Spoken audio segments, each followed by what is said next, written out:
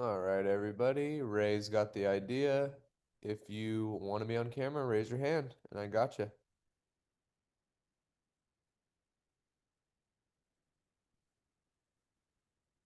And I always have to say this, but if you see me promoting you to panelists, don't worry. That just means you're going to be on camera and microphone. But that is the only way you will be able to speak or be on camera as if you become a panelist. So don't be scared if you get a request to become a panelist.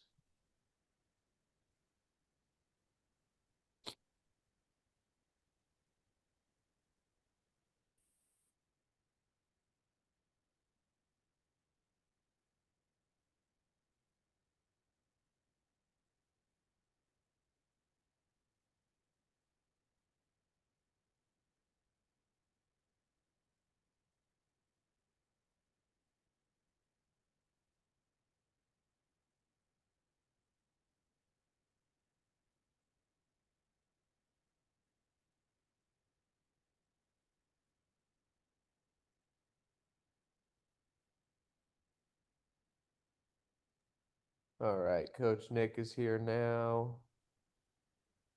Daniel is here as well.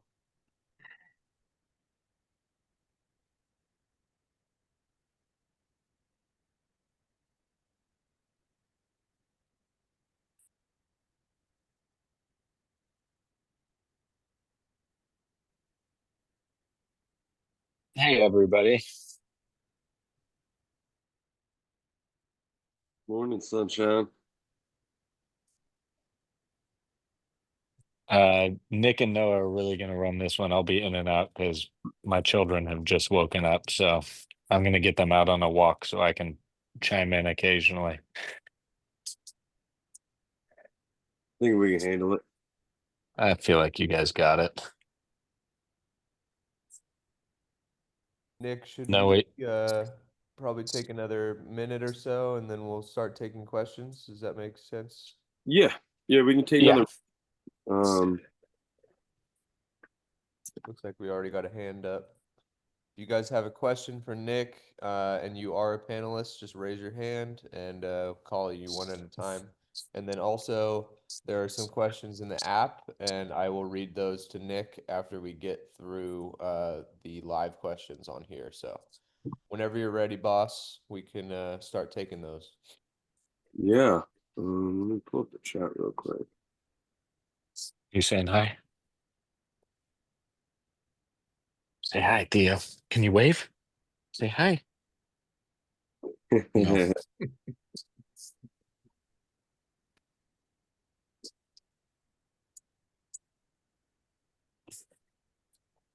Guess Or if, we can go ahead, rock and yeah. roll. Got some people in here. I thought I saw a hand up, but I don't know how to. I barely know how to use this, so I don't see it anymore. Do we have any questions to kick it off with their lifts outside of the videos? I have a question, but can't remember how to raise it. Hit me. We get a question in the chat. Let me see what their question is, Ray, and then I see you over there, Amelie, as well. Can you hear me? Gotcha. Yeah. Hey, it's Zara, She-Wolf. This question has been bouncing around my head lately. When I started a year ago, I was able to just do all my workouts in the morning, kind of became my routine. Work and job kind of continued to let that be so. Recently, I need to start shifting gears for the first time and try to make it happen in the evening and night, which had my head bouncing around about protein because I remember reading something about that first 3 hours is maximum after a workout. But if it's closer to my bedtime and I've been trying to stick to the rule of I don't really eat 2 hours before bedtime, like I'm done early. Mhm. So I'm wondering, am I overthinking it? Any input? A Yeah. little bit. Yeah. So when it comes to calories and protein, it's your total caloric intake is in a 24-hour period. That's what matters. It doesn't Okay. matter that you drink a protein That shake helps immensely. an Thank you. hour and a half before bed. I mean, as long as you're not eating for 6 hours and then going and slamming 5,000 calories right before bed, to make up for lost ground, that is obviously not ideal. But if you work out in the evening and then you get home, drink a protein shake, shower, do your bed routine, everything, you know, an hour and a half, you're in bed, you're passed out, fine. There's no issue. Awesome. Perfect. Then I'm overthinking it and I'll just keep hitting my protein goal and switch to the Usually evening. the case. I'm also just want to chime in that I'm very happy about this because I wasn't sure what Nick was going to say, because in the fitness industry, the 3 hour myth is pretty widely believed bro science, and I did not have to chime in to say what Adam would have said because they agree. That's how great our coaches are. Okay. I'd actually saw that and maybe I misread it. I thought it was a study that Arnold pushed on one of the Gmails that's saying that they found that it ultimately doesn't matter, but if you're getting down to the minuscule, it's that 3 hours. Okay, I misread it then.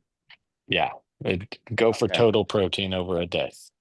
Well, then that's even great. That's more free and forget that racket. Okay. Thank you so much. That's You're it. welcome. Who's up? Your 18 round that just almost fell and hit me in the head. Ray. Hey, I figured I'd try to say something to get things kicked off, and he already did that. But I I am in kind of a new mode, something I've not done before, and I've loved the videos you've got coming out about the prep for your show, and I'm kind of doing that myself. For anybody that doesn't know, I'm actually planning on getting on a bodybuilding stage next September for a natural show with the NPC, and for the first time, I have that kind of a goal. I've always worked out and lifted weights when I've done it before for either, for building strength or a certain look. This time there's actually a long-term goal. And the biggest issue that I have, which I've always had, is in the kitchen. I will say that the nutrition tracker to me has been amazing. I've gotten away from the macro tracking and counting everything and spending 5 minutes before everything I eat getting cold.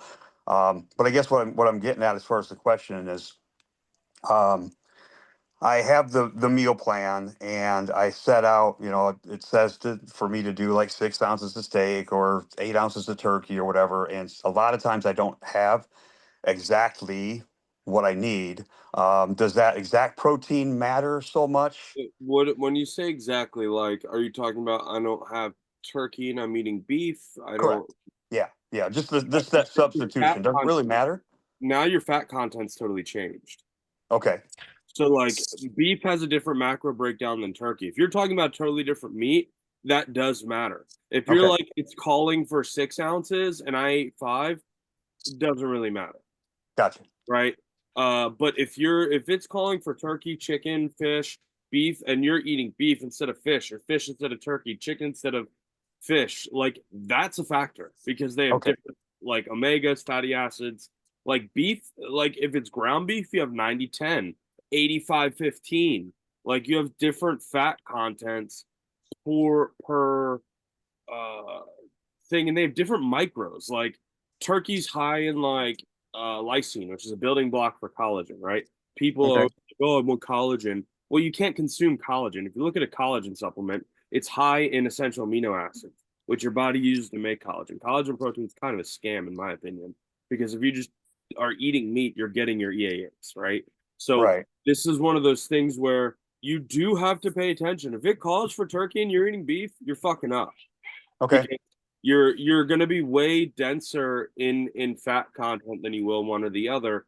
So if by you're kind of varied in you're not hitting the target like ounces, like oh man, I ran out of my portion and I was an ounce and a half shy of the called portion, that I wouldn't even give two thoughts about. Okay. If you're And different meats, absolutely. All right, and these are the kinds of questions right now. I'm so early on.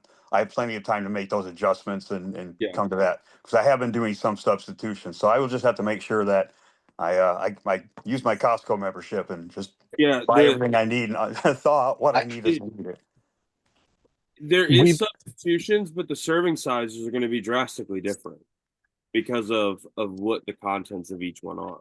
Right. So it doesn't linearly correlate. Like I substituted some filet or some sirloin for some ground beef.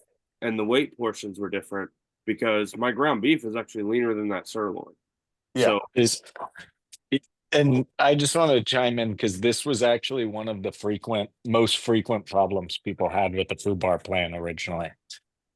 People, 90% of people would tell us it was working for them incredibly well. 10% would say it wasn't, and a lot of those people, when we went and said, "Walk us through a day of your eating," they were eating beef as their protein. Too high Because fat content. just to give you an idea, I just looked it up. If you were logging in our tracker for a ribeye 4-ounce portion, you're going to get 1 protein and 2 fat servings. mhm. For a turkey breast 4-ounce portion, you're going to get 1 protein, 0 fat servings. Right. Okay. That makes So sense. using something like the tracker and being honest about how much fat is in the meats you're eating is going to help you really realize, oh shit, I'm way over on fat today. And fat is incredibly calorically dense. It has more than twice as many calories per gram as carbs or protein. It's where almost everyone gets derailed. Okay. That makes sense because my waistline has decreased as far as my belt is tighter. And I do feel that I'm getting a little bit of growth, but I'm not losing the weight that I thought I would. Over the last couple of weeks, I've kind of maintained constant. So, and that might be why. Could be. Yeah. All right. I appreciate that. Thank you. Yes, sir. When I was losing my my skinny fat phase in the governor's office days, my dinner every single night was turkey breast cutlets. Ah, good stuff. I don't eat them anymore. I stick venison's low fat. All right, let's hear from David. Well, Amelie's next. Oh, sorry, Nick. I'm Sorry, keeping track. Emily. I'm trying to not be so caveman about this. Oh yeah, I'm impressed. I didn't even know you could use technology at all. Well, at least I can deadlift.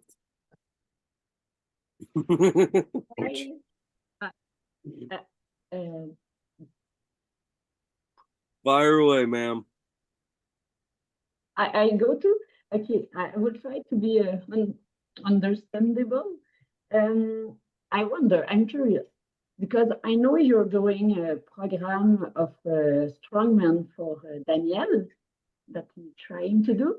And I wonder what's the difference between a bodybuilder program and a strongman program, because it's weight too, but it's not the same thing.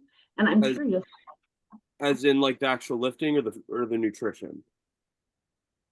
The physical program. Okay, so yeah, it's they couldn't be more opposites. So strongman, so you have your main compound lifts and then your assistance lifts, right? So like your assistants are your raises and things like that to assist with the compound movement of the overhead press. You have hamstring curls to assist with a muscle group that you use on the deadlift. So that's why they're assistance movements.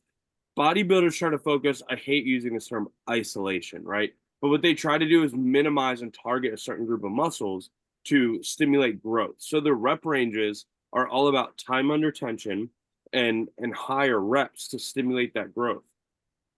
Strongman is about power and strength. So we have not necessarily time under tension with our compound movements. We're trying to generate velocity.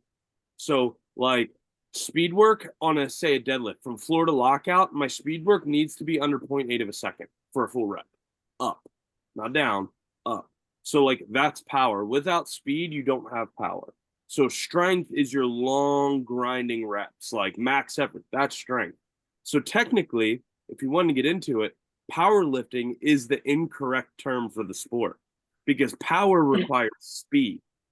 Technically, Olympic lifting would be powerlifting because they're speed and explosive, snatches, clean and jerks, split jerks. That's technically more fitting for the name powerlifting. But strongman, we have a big work capacity element, right? So like at Worlds, I compete across 3 days.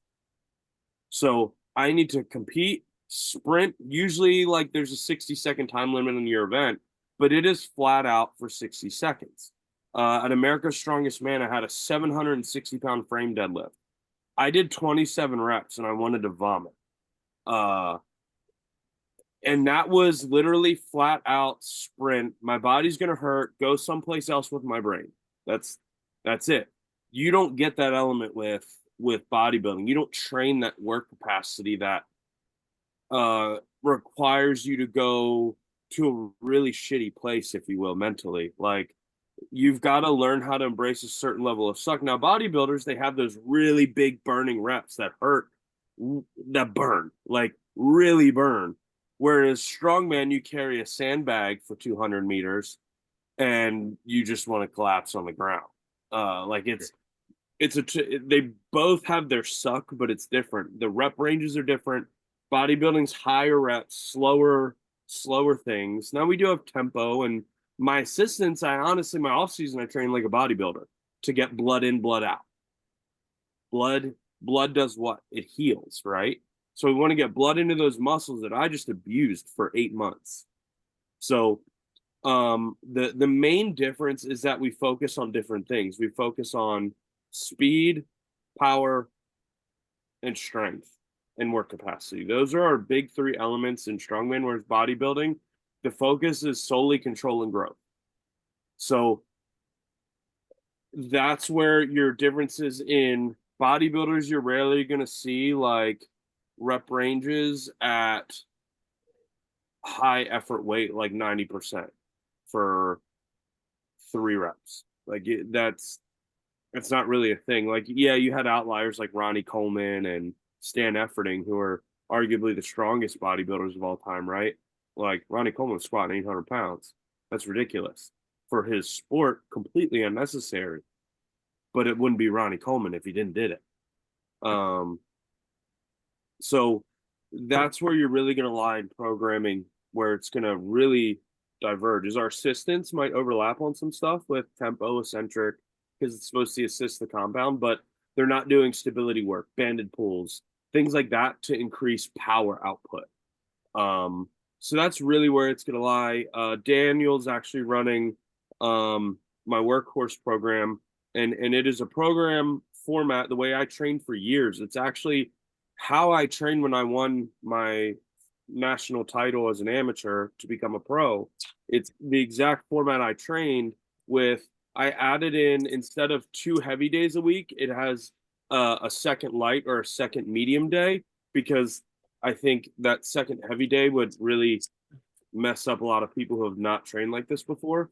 But it's geared to, it's called workhorse because it's going to test your work capacity, and it's going to introduce you to effort through percentages versus it's going to be, it's the same concept of the, correct me if I'm, last rep mindset.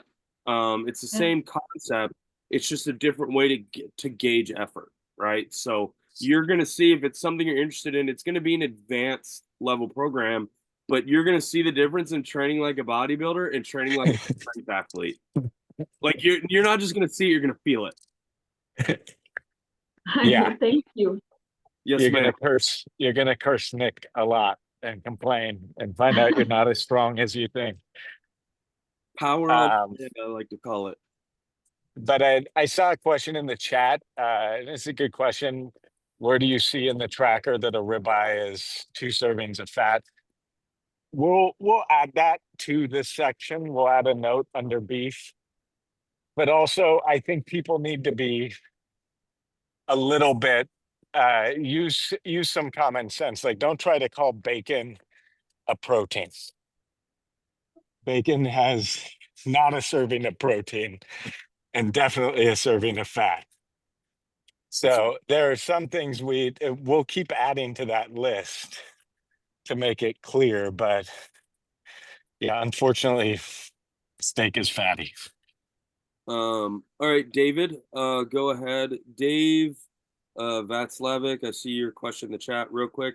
Yes, there is speaking of hamstring curls, are there any exercises that are similar that does not require a leg curl machine and the body weight of a hamstring workout? I'm assuming that was a typo. Yeah, you can lay on the floor, hook a band around your heels and anchor the band to a rack and curl against the band tension.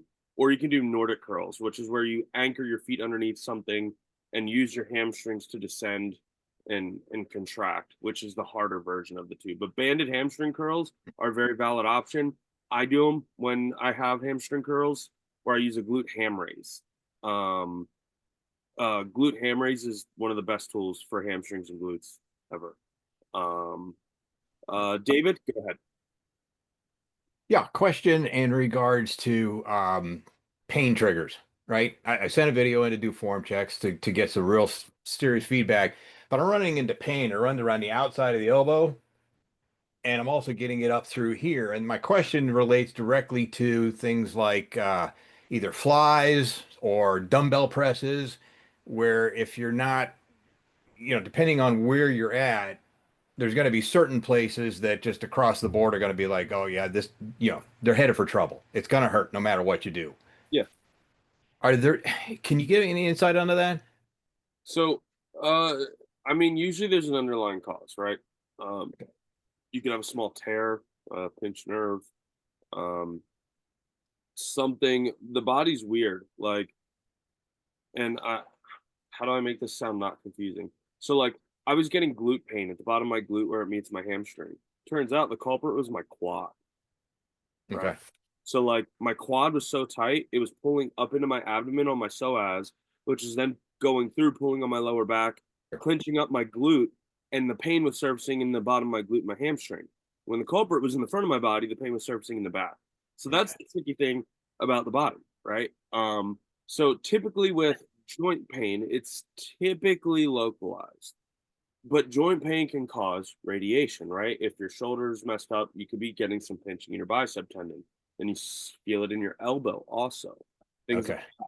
So are you getting pain in a certain range of motion? Not necessarily. I notice it the most at the tail end of a set. If I get up to, the eighth or the 10th rep, then I can start to feel it coming on. When the fatigue happens. That's when it kind of hits in. And then if I take my 2-minute break or whatever and come back and do the next set, I'm okay at the beginning of that set, but now it's rep 7. So would you say it's when it's closer, you're up here versus doing stuff down here? It doesn't seem to make a difference. Okay. It So just, obviously it has something to do with fatigue.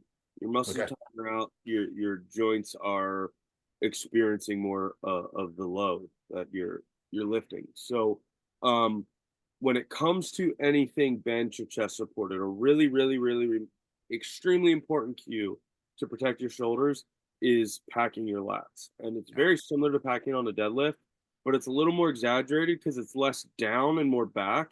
You actually, what I tell people is try and roll your scapulas down into your back pockets. yeah. Okay. So Yep. your shoulders are stacked on your lats and you don't have this motion in flies or presses. It's just here, my shoulders are locked in. So All I'm right. getting less of I call it a joint push. And it takes practice. But that could be when you're getting more fatigued, you're kind of getting loose in that shoulders, the muscles are tiring out, and that's just what's happening. That is not uncommon. So start with something like that. And also start doing rotator stuff. And Yeah. warm up. Get those little things primed up really well. Okay. Internal rotations, external rotations, Cuban press, dumbbells at your side, come up, rotate, press, down, rotate all the way down. Things like Okay. that to get all those little muscles, the rear delts, everything firing. And a good thing is if you have that pain after the set and say it's the end of the workout, go do some face pulls or some like rear delt raises where you kind of like fly. Think of like doing a fly, but face down. And get some Okay. blood into the back of that because that will help potentially alleviate some of that pain. Okay. Some of the stuff like the lock 3 kind of stuff. Yeah. Okay. Okay. Great. Thank you. Yes, sir. Emmanuel, go ahead, my man. Hey, yes, so on Monday and Tuesday, I had like a really bad day because I just had mental breakdowns. I didn't feel like motivated like to do my habits, my workout, and is it, like what can I do like to make myself like feel like to get back into motivation, like to like getting to like to do my habits, my workouts, like something like that? Motivation's bullshit. Okay. I'll tell you, I probably have 2, 3 days a week where I don't want to train. And I train professionally, right? Like I I love strongman. I love it. But I didn't want to train, what was it? Monday. I looked at the workout and I saw the tempo I had on front squats that I started at the bottom, and my brain wanted nothing to do with it. I was telling myself every which way, like, oh man, your knees hurt, your tendonitis sucks right now, like you should probably not go as deep, like whatever. And then I was just, this is how I talk to myself. This is not for anyone else. This is what works for me. I bully myself into it. Um, I basically call myself everything under the sun that you could possibly think of that I shouldn't say on here till I do it. And then it goes down to the guys I'm competing against are probably doing the work. And I don't want to be outworked. Man, I should have done that set. The accumulation of not doing it adds up. Maybe one day where something's actually going on and you've got to adjust is fine. But discipline is what's going to get you through that. 100%. Motivation is something you take advantage of when it's there, but it's not something you can rely on ever. Um, you know, do you have a job, a day-to-day job? No, I'm still like studying in college. So Okay. How many assignments do you do where you're like, yeah, I want to type up this 10-page essay? How many times does that happen? like wait, what do you mean? When you get an assignment for school, right? Yeah. How many of these assignments are you like excited about sitting down and doing the work for? Is that like a subject or something? Yeah, like you said, you're in school. Yeah, like I said in college. Yeah, that's school. You're in Okay. college. So you have some sort of assignments you have to complete for each class, correct? Okay. So when you get these assignments and that require time at home and things, there's other things you'd rather be doing than the assignments, right? Sometimes Uh, like some I don't know. there's times where you just don't feel like doing it, right? Yeah. But you do them Yeah. because you know you want the outcome long term that comes from doing that assignment. You know what that potentially leads to. You're like, yeah, I started this. This is what I want. I want this degree because and this assignment is part of it. This is the same approach you take to training. Like that next training session's an assignment to your long-term goal. Right? Like it's just a necessary step you have to take.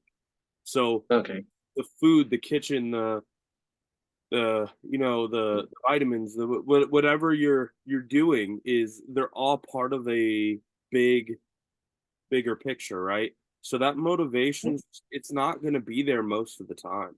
And sometimes it is like you go through spurts where like you wake up one day and you actually like you notice the results, right?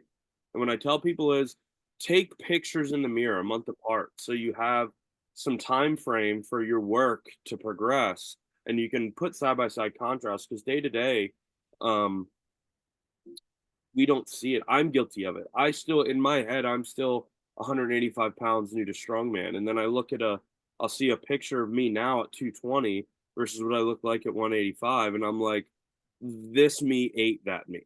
Like it's a night and day difference. And that's like like I am growing. My frame is growing. I'm doing these things, even though I'm not prioritizing getting bigger and prioritizing strength, it's a byproduct.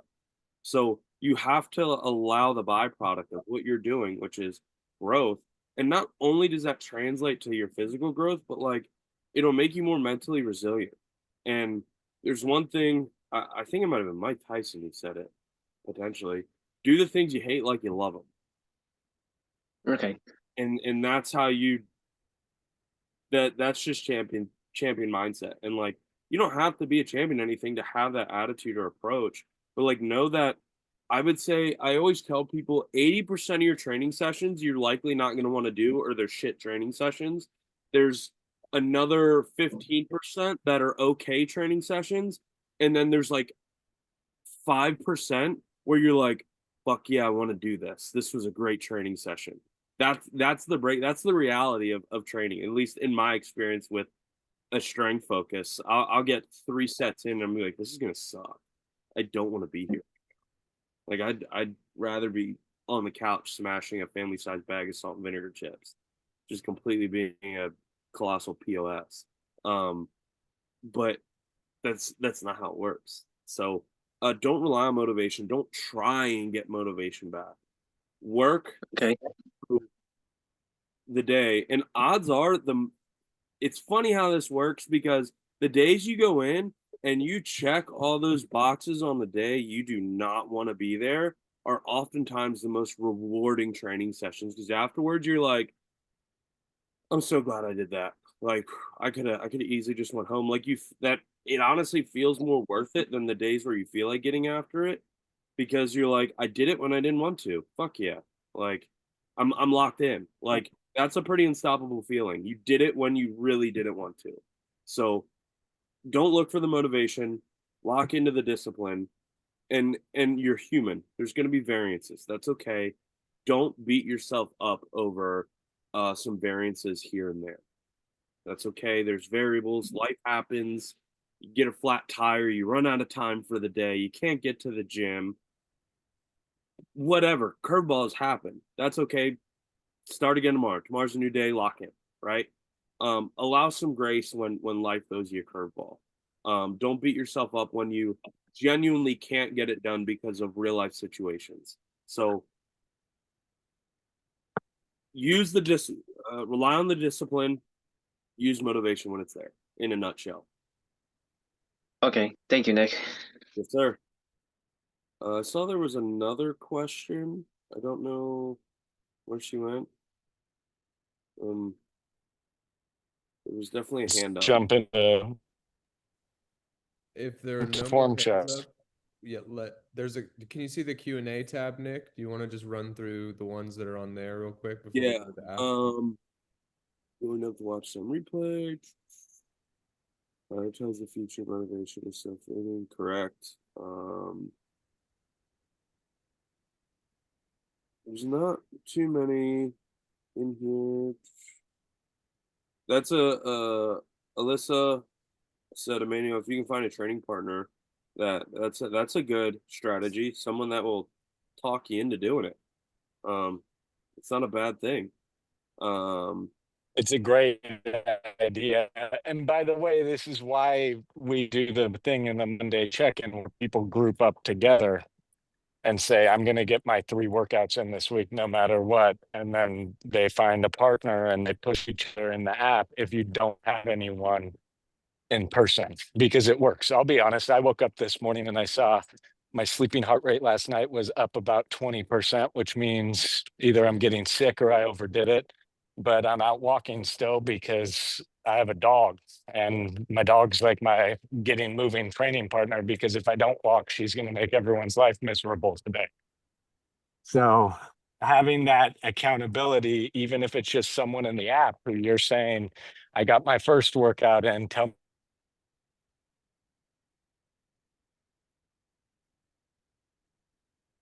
Okay, he froze. Let's go to the form checks.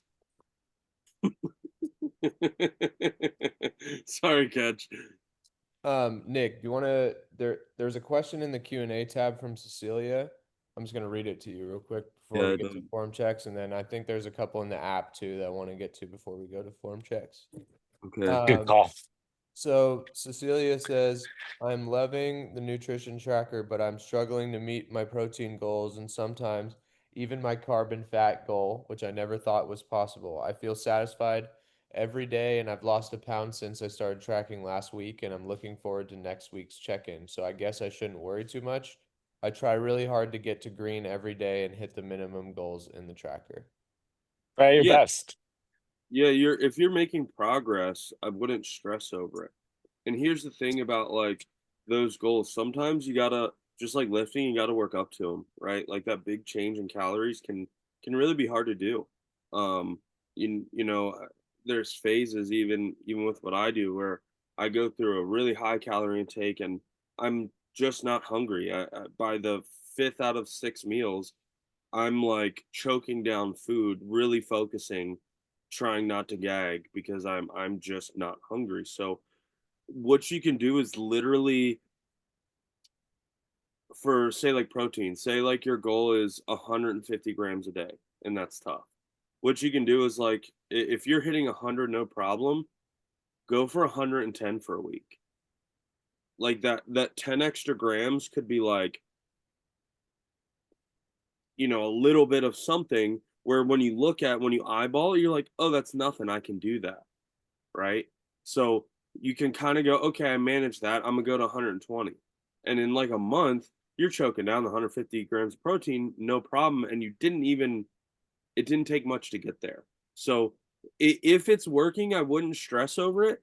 And you're getting, you're meeting your goal. But if in the future, say you want more because you want to train harder or anything like that, know that it's going to require more fuel, things like that. And you don't have to roll on all of that number at once. You can work your way up to it, just like working your way up to a 100-pound bench press or whatever it is you bench press. So like it's all person to person.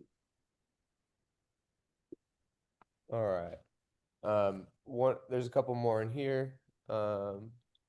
So Ward says, one thing holding back my bicep curl progress is some pain in the forearms. Any advice? I wear wrist wraps too. I have a straight bar and an easy curl bar. I'd have some questions to figure out what kind of pain that is, but typically, um, in my experience, extensor work, so opening of the hand with resistance, can help alleviate that. Because that could be some sort of tendinopathy happening. And because we're constantly clenching on every single time we're holding weight, right? We're constantly in this position. So there can be some inflammation in there. And extensor work, working that contrast can honestly really help that, in a few weeks. Um, I would kind of need a little bit more information on that, but typically maybe try switching to like say a neutral grip or a reverse grip and see how that feels. But definitely throw in some extensor work. You can literally like put two rubber bands around your fingers and open it, and that works. I got this little thing. Put my fingers in it. I got sausages, so it takes a second, and I just open into it, and I'll sit here while I'm typing or writing programs with one hand, and I'll work my extensors. So it was like $2 on Amazon, and little things like that, mindless work can help with. You never think would impact, but they do. All right. Last one on here, and then I'm going to move to the app. We'll do a few on there. Brian S says, what is the best exercise to swap for leg presses if you don't have that machine at home? Squat. Squat should be listed as a swap for leg press. I will make sure that is a alternative for leg press in the app.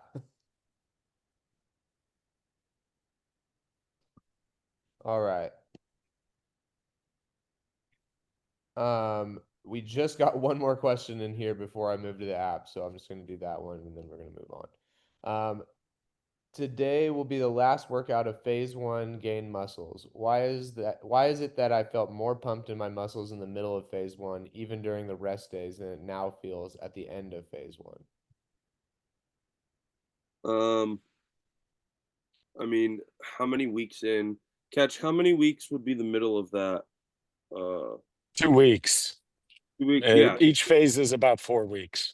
Yeah, so a bit of information be like, were there new movements in there for you that could have caused more pump, more fatigue than you're used to, and then now by the end your body's acclimated to the work output.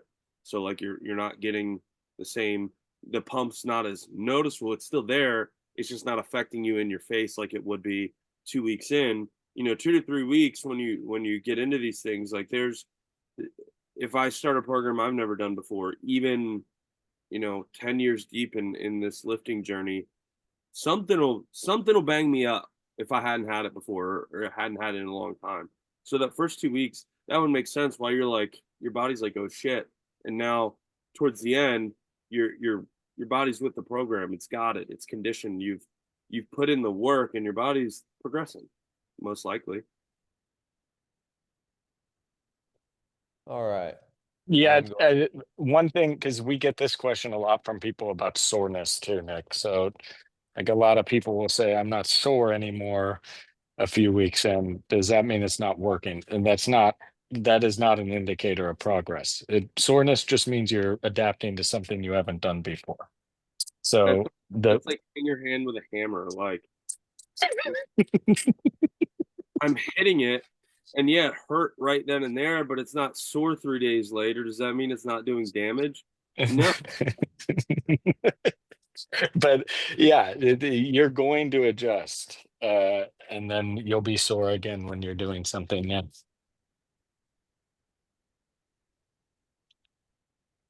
All right. That's all for here. So we'll move to the app. First question is from Anton S. My question is regarding reverse lunges. I don't share the hate feeling because I can feel how they help me overcome problems that I had. While doing the reverse lunges, if I understood correctly, we're supposed to get to the floor or close to the floor with one knee. If I do this, my other knee goes outwards. If I don't make it too extreme, they say stay more or less in place. Is this showing a weakness and I should not to them so extreme at the moment, so the knee that ends up at around 90 degree is going outwards. What? Sorry about that. He's Purple. basic.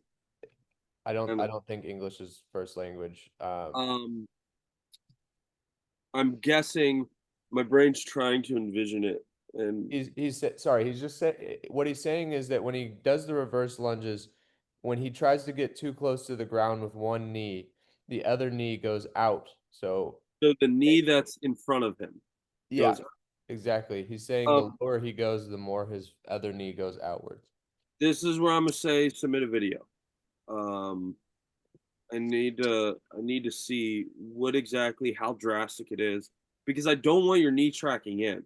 Tracking out a little bit, like towards your pinky toe, especially when you like think about in a squat motion, like we don't want folding.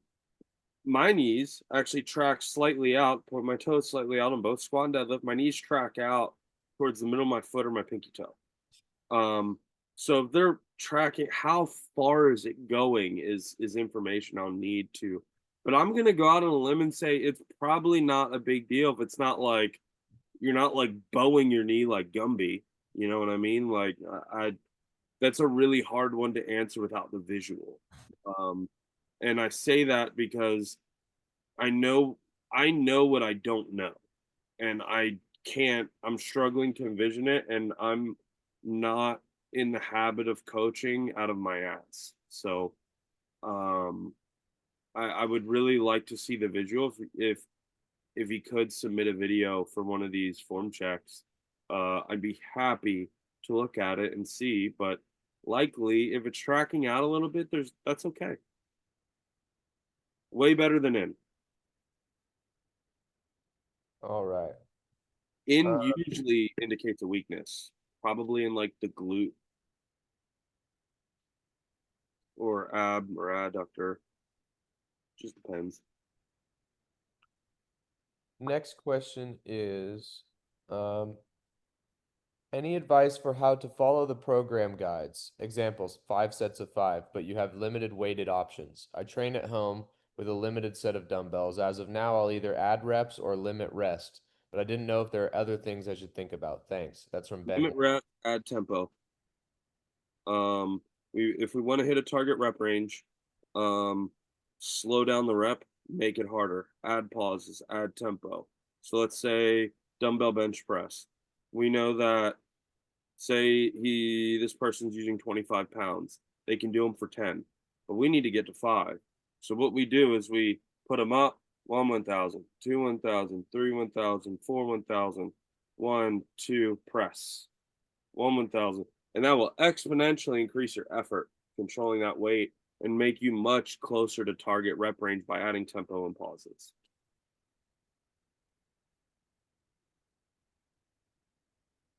All right. I'm just trying to find the I next. got one from the app right now, Noah, that we actually get quite a bit that maybe Nick can help with. Yep. It's from Carolyn, and she said, on an incline bench press, I plateaued at 20-pound dumbbells because I can't lift a heavier weight from my thighs to the starting position. What muscles are weak, and what do I do about it? It's not that your muscles are weak, it's that you don't know how to do it. So with that, I would have to see how you're doing it. But if you put them close to the end of your thigh, and as you sit down, you kick up really hard with that leg, at the same time you kind of yank up on it, it's going to go up, especially 20 pounds. If you can press them, if you can press 25 pounds, there's it just means you're not getting it there effectively. Or clean them, swing them standing, get them in the front rack position, and sit down like a front squat onto the bench. That's also an alternative. But you got to utilize your legs. Set them on top of your knees, kind of toward on top of your thigh, closer out to your knees, because that's where you're going to get the most leverage. It's directly over your foot, and you're going to drive up with that like as high as you can, and it's probably just going to throw right up. 20 pounds for your leg is nothing. Yeah, Okay. Nick, we get this a lot, so maybe today, or if you're not working out today, tomorrow, just show a dumbbell kick Yeah. when you're in the gym, because I think people need to understand it's all one motion, and it's really awkward until you do it a lot. Like when I use my heaviest dumbbells, my wife makes fun of me if she's watching from her office window into our backyard, because I shuffle over with the dumbbells in front of my knee, barely able to move, and then I squat down onto the bench with them on my knee, and in one motion I'm kicking them up. You should be able So to it's rack. not normal. You should be able to rack more weight than you can press. Just the biomechanics of it. Yeah. All right. Next question here is from Stefan. I have a question for you, Nick. I strained my left bicep during hammer curls. I have full mobility of it, no loss of range of motion, no bruising, swelling, but it does hurt, especially if I try to lift heavy. The pain seems to come from under the bicep. It's a weird one. I thought it's a minor injury, so stupidly I did continue doing my workouts, but I'm at the point where I will take 2 to 3 weeks off the gym to give it time to heal.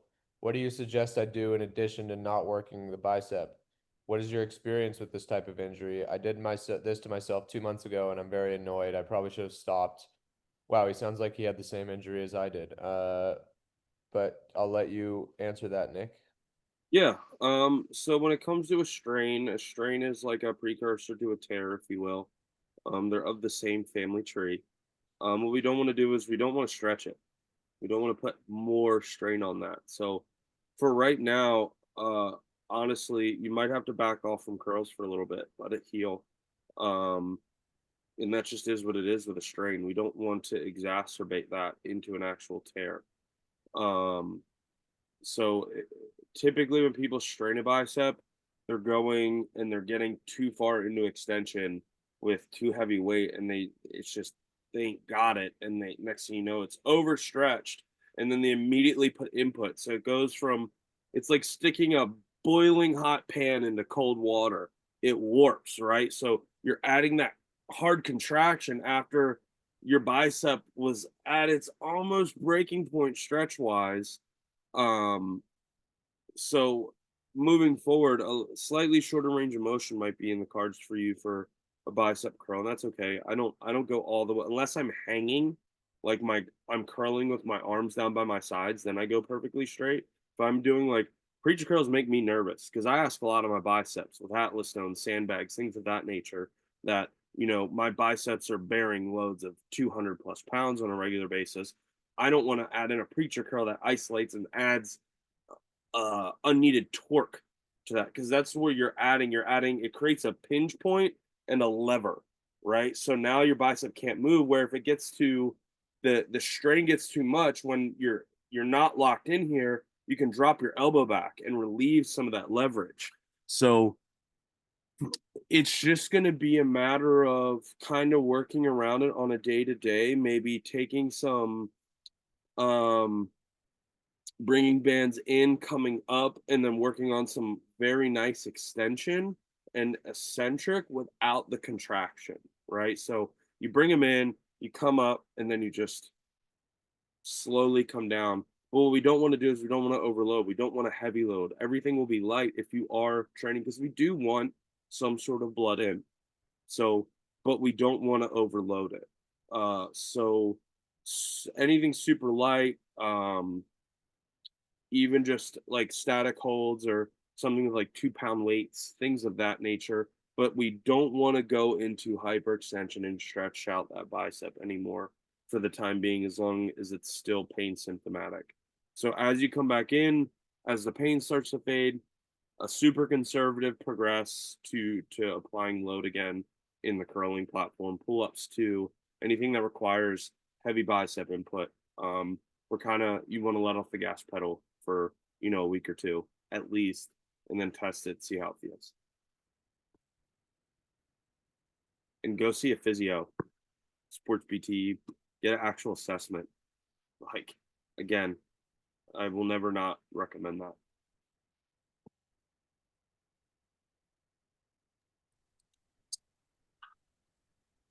Noah, let's jump into videos. Yeah, let's get cooking on those.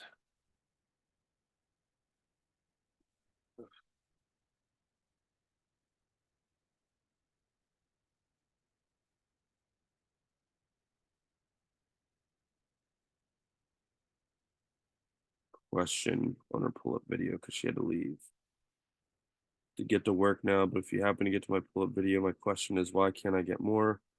I feel like I should be stronger. Why does my butt feel so heavy? It's like I'm dragging a couple of bowling balls. Well, you are. Like a pull-up, you're pulling dead weight. So I have muscles, but I don't think I'm activating them correctly. Thanks as always. That could be true. You could just not be applying the correct input out of the hole. That's typically the biggest mistake with pull-ups. But we'll see.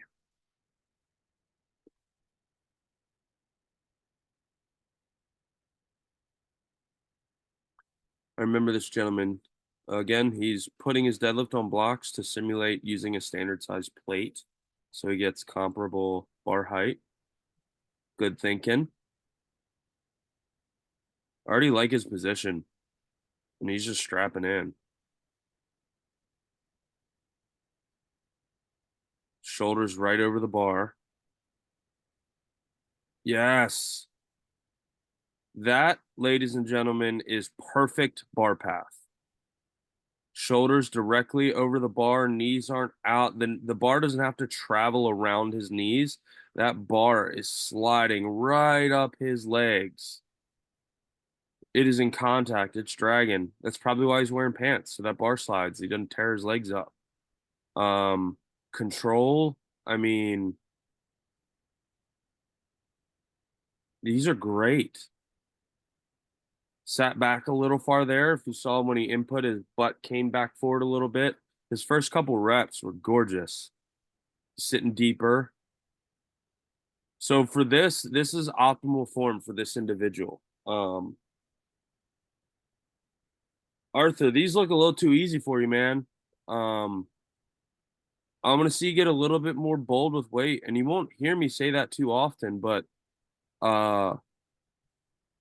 I think your pull is a little stronger than you think. But I love what playing conservative has done to your deadlift form. It's beautiful. Next.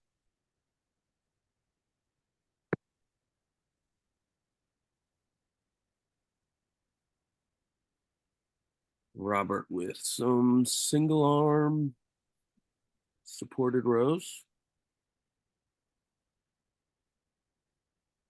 Yeah, these are good. I mean, he's got a nice long range of motion, a big back squeeze at the top. He's not, jerking his chest down to the dumbbell. I mean, this is how you make a strong row. He's not in a hurry, but he's moving at a nice steady rhythm and pace. Good time under tension, because our backs use the squeeze, right? Our backs under tension a lot. So rushing through rows doesn't really need to happen, because it's not how our back works. Our back is constantly load bearing, whether you're doing curls or whatever. So I'm really, man, right off the gate, two people just um crushing the movements. This is awesome. Good job, Robert.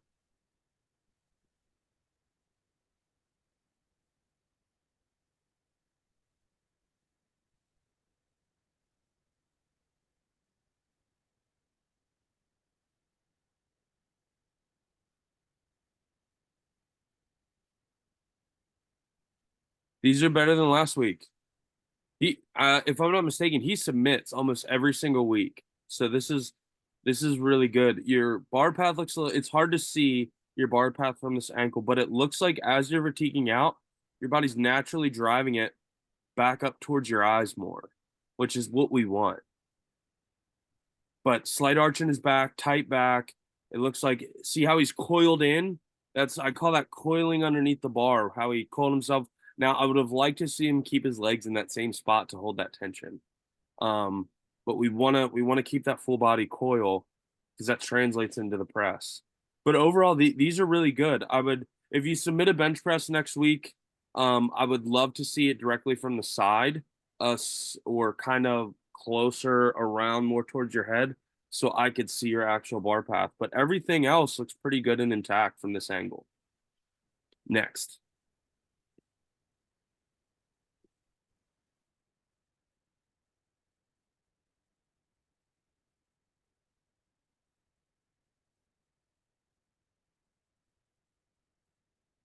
So a little too upright on the rows. I would like to see you stop if you're going to do so a lot of deadlifters use this row variation for big deadlifts. I've done them. And it's basically allowing you to gain momentum and acceleration, and ingraining that acceleration off the floor. And then you're overloading the back with that momentum and that squeeze the top before coming back down. A lot of power lifters use this row variation that's heavy in leg drive. You're coming up a little too far. So you're kind of pulling it back like towards your hips in a lateral motion at that point, versus a vertical motion by staying more bent over. So I'm okay if this is the variation you're running with, but let's not come up so far. Let's get a little bit more to a 45, and do your row there. Next.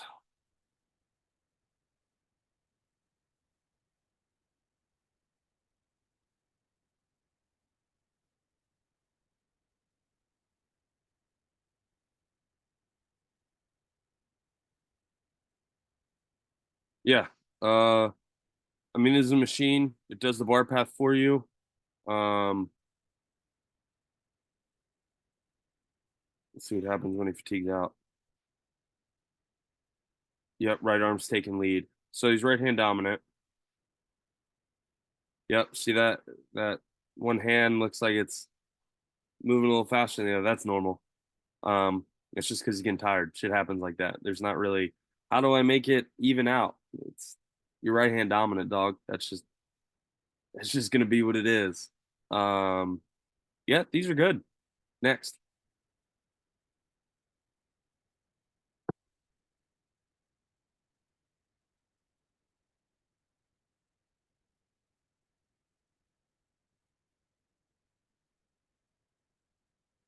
Okay. So we're not getting, see how his knees are still soft? It means his leg drive's not finishing. So that's technically not locking out on the deadlift. So moving forward, again, you're gonna hear me tell this to a lot of people. No more touch and goes. Because we want to get your first rep was your worst rep. Why is that? Gravity sets you in bar path. Noah, can you go back to his first rep for me, please? See how cattywampus the butt pitched forward because it was trying to get him into the position of where he puts power. So let's get your shoulders over the bar to start a little bit more, your hips a little bit higher. And I don't want you to think about pulling the weight. I want you to think about pushing the ground away. Foot width could be a factor. I can't tell from here. And really focus on the leg drive aspect. And don't think about leaning back. Think about squeezing your butt so your hips advance to the bar. Don't pull the bar back. Drive your hips to the bar. Literally try and break the bar in half. And that's going to be how you continue to accelerate. Next.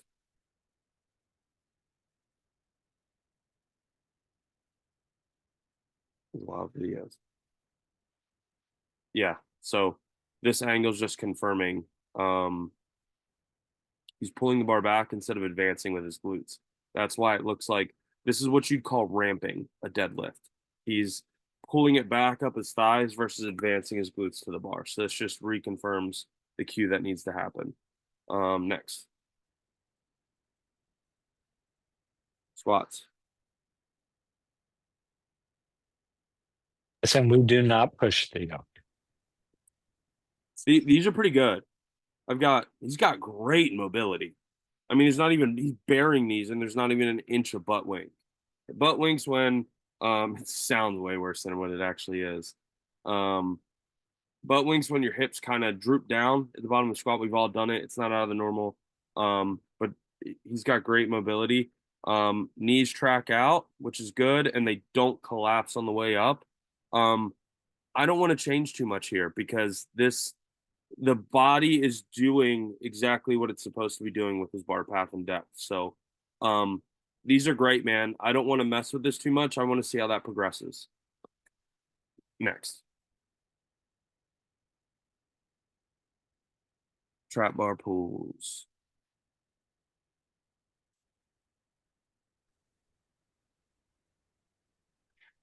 I will Yep. say that as I'm doing, actually, I'll let you watch and then I'll say afterwards. Your name, you should have the thickest Irish accent ever. A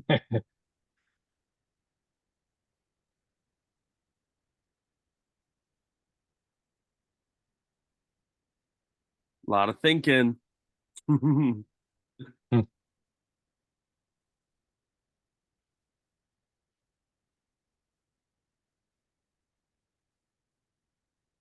It looks Yeah, I'm finding I'm going through a lot of the cues in my head. Push my butt back, shoulders down, like just trying to ingrain them a bit.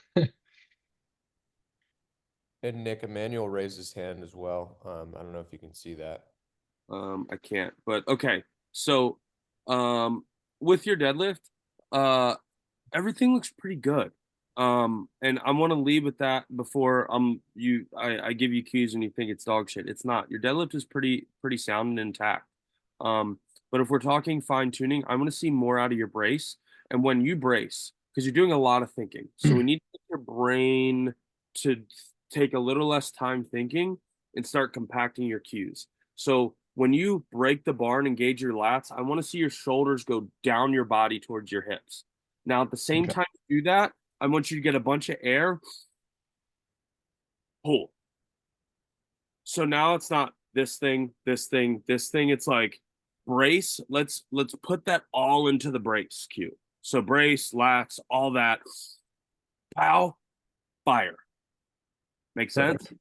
And Yeah, absolutely. Yeah. just focus on that for now because you're a thinker and I don't want to feed you with a fire hose. Let's give you that to chew on for this week. Work on it. Let's see what you got next week. Perfect. Awesome. Yeah, I do find in between as well, I have to take a couple breaths because I feel like if I don't give myself too much time when I'm doing that brace, I feel like lightheaded. You know what I mean? So it's always like Yeah. a brace and then And I you have to can wait for a rebreathe little while. up. Yeah. You can when you get up, down, up, down, and so forth. Okay. So it's okay to rebrace at the top Yeah, and then you're come back down. biomechanically supported there, so I'm not worried about you getting hurt standing there holding. Okay, perfect. Yep. Amazing. Perfect. Thanks so much. Sure.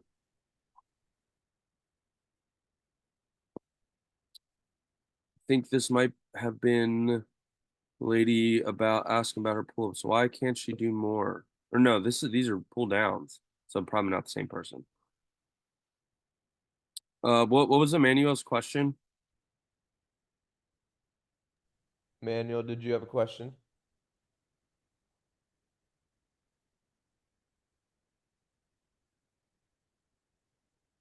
All So right. these aren't bad.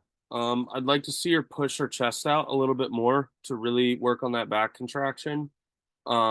Keeping a proud chest, if you will. If you notice, whenever you're doing a row and a bench press, the form is almost the same. Reason being from the hips up, obviously. You can't lay flat and do a bent over row for obvious reasons. But the form is almost the same because you're using the same muscles. They're just prioritizing differently.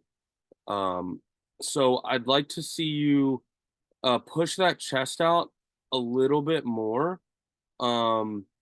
And maybe pull a little bit more vertically. So reason being is a big mistake here. You'll see people kind of come down and their elbows are pitched back.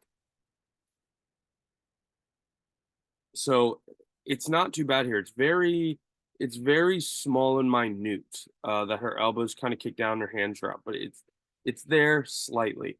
So that's why I want you to get that chest out because that will inhibit that little tiny subtle motion. But yeah, these aren't bad. I would say try and get a little bit more vertical, push that chest out. Next.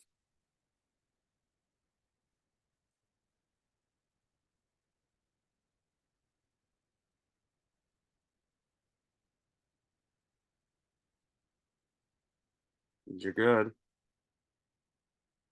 RDLs.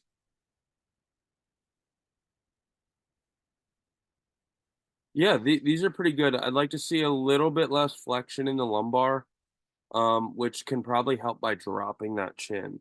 So you're adding a second curve to the spine by kicking your head back, right? Neutralize that chin kind of down and like think like you're trying to make yourself have a double chin. That's kind of the motion. Um, and I like to push your belly button to the floor to kind of get that extension look. Um, he's not going too deep to avoid any further rounding, so that's good. Again, stiff legs, RDLs, they're limited by your mobility. So your range of motion is person to person. A little bit more tension in the lumbar, which could also be a bigger brace. Really press into that core. You're going to get head pressure. It's okay. Lots of air. Fill up your stomach. Squeeze. Breathe at the top. Rebrace. Down up. Next one.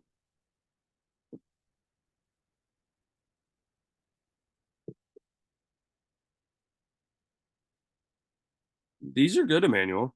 Um, you're moving. You're moving great with all your body weight stuff. Got good mobility. Um, I like how this looks. I think you need to get under like even an empty bar and do some more weighted stuff.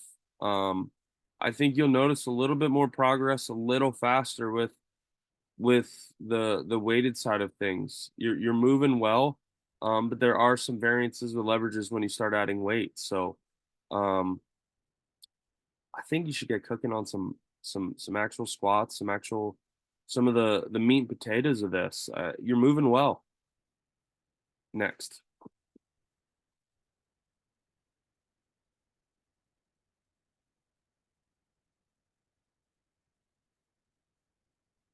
Bring your hips up a little bit so you can get your shoulders down at or past your elbows. Get a little bit more range of motion in there. But these are good push-ups, man.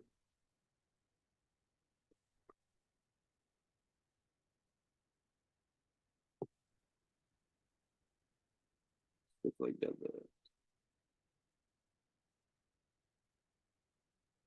So this is more of an RDL, but that's okay.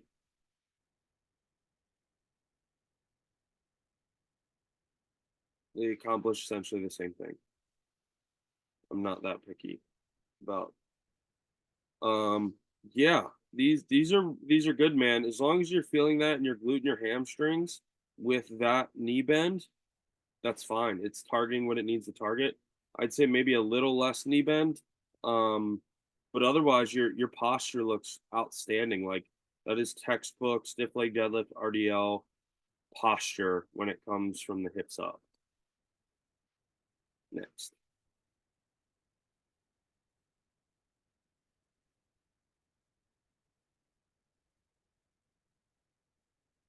Looks good from the front. Looks like you're leaning back a lot at the top, but again, I can't really tell. Let's see if he put a side view one. So go to the next one. Hopefully he threw in a side view. There we go.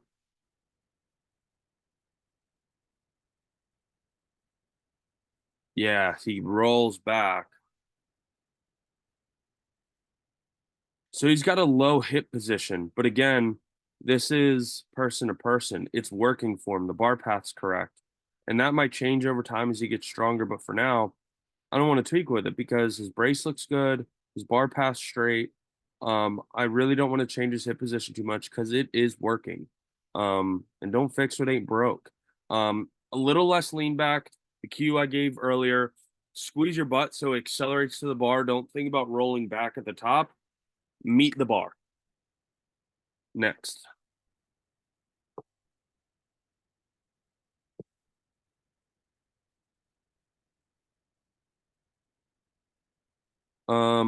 Let's get your feet a little wider. Let's widen your feet and see how that looks, because that's the main thing. I think you're restricted. That's probably why depth's going to be a little bit hard. Your hips can't sit between your heels. Next.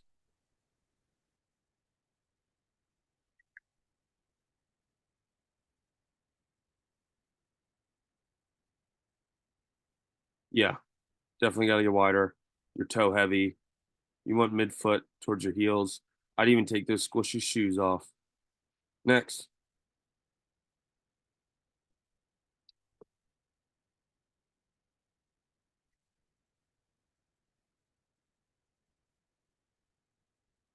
Looks a little wider here.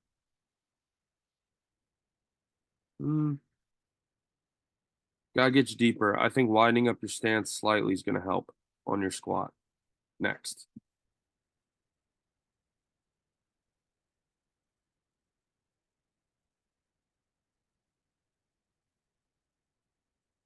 All right, Sarah, let's see what we got. It's going to be a deadlift.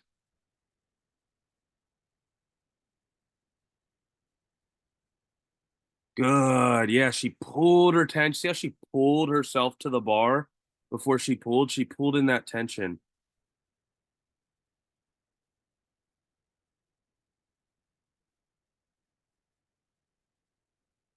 Sarah, I want to see no more touch and goes out of you.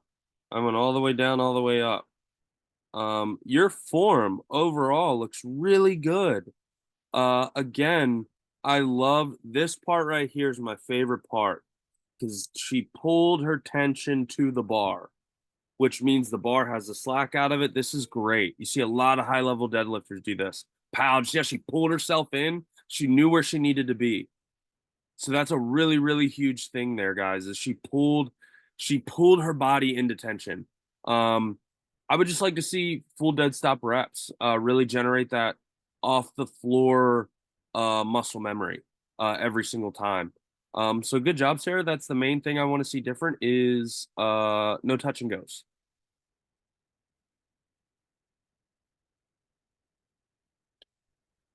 Okay, these are the pull-ups she was asking about. Let's see what we got here.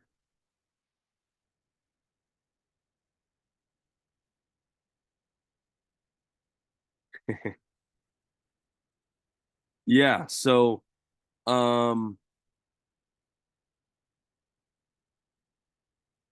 per the norm, out of the hole is the hardest part of that pull for a lot of people. Statistically, women struggle with pull-ups more than men. Women are typically more bottom strong than they are top strong. Just the way it is.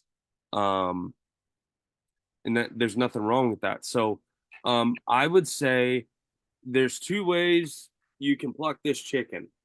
You can either add bands to help with that up, or you can jump up when you start to fail and you can't get up, and you jump up off the floor and you lower yourself as slow as possible for the remainder of the reps. I've used both and seen both work. You can alternate, you can try both, but those are two options. And we really want to get that initial pull with the back. So not here, but starting with the back pulling and not the arms pulling. And that back will give you out of the whole momentum because our back's bigger and stronger. And then we finish off that momentum with the arms. So we catch the momentum with the arms to break out of the hole. It's just something that needs to progress, and you might have not had the know-how and you're stuck and you plateaued. That's okay. So let's add in either some band assist out of the hole to get those remainder of the reps. So do what you can without them, all the way down, all the way up. Because judging by where you're unable to, once you fatigue out right there, it's out of the hole that's your problem. So let's try and stick to that full range of motion with either bands or the negatives. But good job. You have a strong pull up. It's just we need to get the whole part of the motion strong. Nick, one question here because I've seen Adam and Jen coach this. Do you think she could benefit from a little more full body tension? Because I'm seeing the legs are kind of swinging, like flexing the butt, flexing. You should brace, squeeze your butt, all the same as you would a squat, deadlift, bench. That does not vary with a pull up. Every exercise, you want the whole body tensed. How do you, Alessa asked how you set up band assist.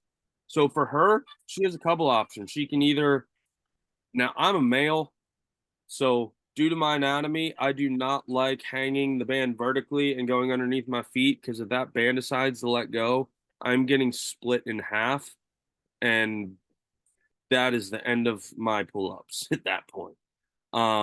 So I like to go across. She's got those loading pins. You can put a band across and put your feet over it. Now, different bands, different band tensions you'll have to play with. But you can go across those pins, or you can go vertically and go underneath your knees or your feet. It makes me nervous because I have things between my legs that if that band lets go, it hurts. So that's a good way to set the band up is if you have those arms, ideally, that's my favorite because it's also the most adjustable for people's heights. But if you don't, you can hang it from the pull-up bar, go underneath of you as well. That was a question in the chat. So next.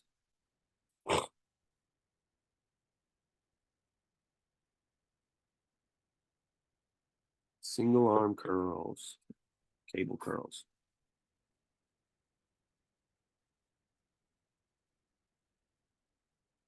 These are pretty good. He doesn't need to go all the way to lockout, right? Like I was talking about, that hyperextension earlier can be a bit of a problem with curls and create pain and strains. So I'm totally okay with this.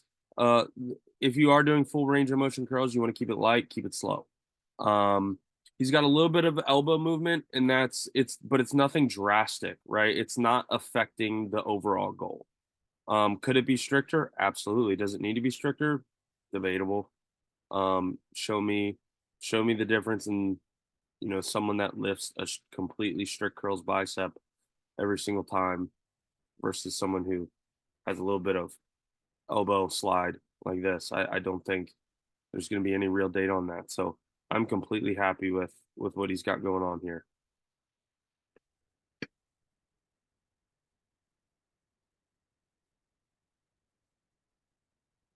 Got some weight on the bar now. 1, 2, 3, 4. I don't know what that bar weighs. I don't know trap bar weights. They're always different.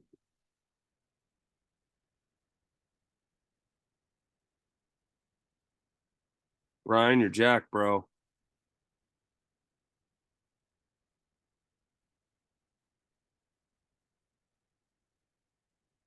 Yeah, big effort. So this, from without context, this looked like a max effort. He looked pretty damn stoked. So if this was a PR, congratulations. If not, either way, it's a high effort pull. And most of his deadlift stayed intact. When we get high effort, things deteriorate. It's normal. It's okay. We train perfect everywhere else. When we do go for a PR, we see what we have to work on, right? Look how he packed those shoulders back and his back loaded, but his back didn't break. That's why we packed those lats. He fired those shoulders back towards his hips and he pushed the ground away. So, Brian, this was a really, really great high effort rep, man. You didn't really break down all that much and you're beltless. Strong brace. You were a great example for what bracing your back does and packing your lats. So when everybody watch again, right as he sets his shoulders, pow, they go back. You see his back now load. His back was ready to receive that bar coming up off the floor. So that's what that does. And he did a very good job of it. Next one. I love a good heavy single.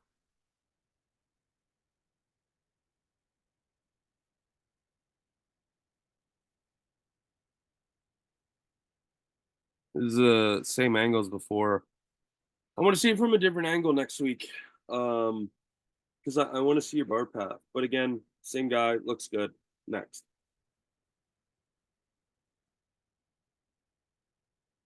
See the squats look any different.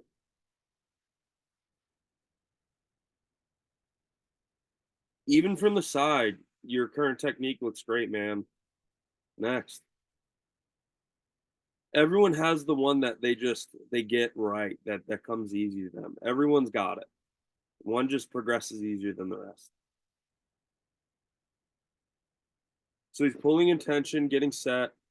I'd like to see that bar. It's hard to tell. Is it up against the shins? Yeah, it looks pretty close. Your shoulder's a little bit forward of the bar. It's nothing crazy.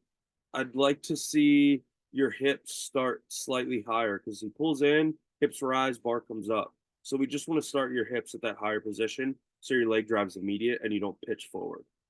Next.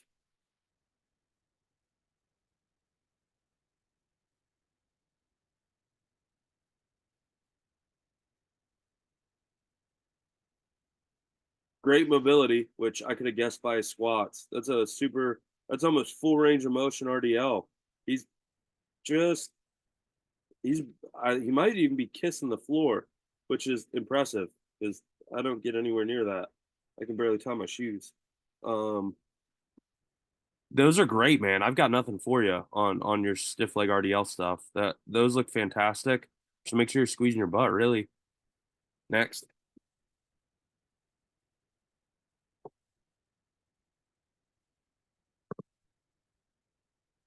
Yep, soft. Kind of ramping. But I cued him in on that earlier, so next one.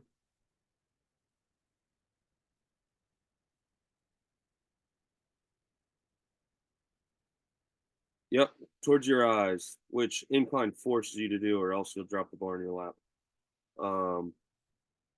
Yeah, this is great. Slight arch, proud chest. You don't see those shoulders flexing up and down. He's keeping his back intact. Great incline bench. Next.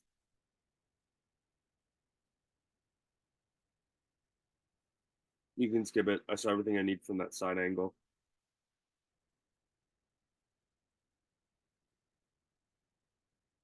Okay, so there's a little more over. I'd like to see him not come up as much again. I'd like to see him kind of finish that row where he's actually starting his position.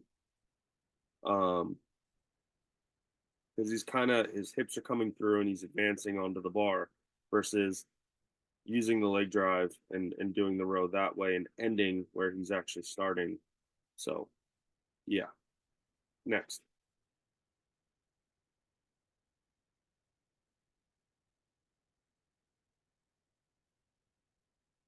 Yep, same thing.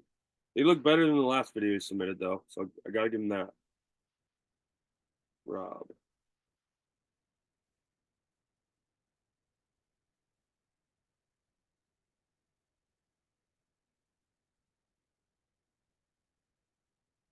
So not bad. I think you're starting with your hips a little too low, which is why when you go to pull, you're rising up and you're never actually you're in flexion the entire time. I want you to push that belly button out and flatten that back up significantly more. Because what that's going to do, it's going to allow you to brace better, right? So you want to push that belly button to the floor, tighten up that upper back, bring your hips up, and push out against that belt, because the way you're folding into the belt's not doing its job by supporting your core. You need to learn to brace into that belt, because we're just in flexion this entire time, which is going to make your erectors huge, but it's going to severely limit your deadlift ceiling. So hips up, push your belly button out, tighten up that back and brace. Support your back with your core. Next.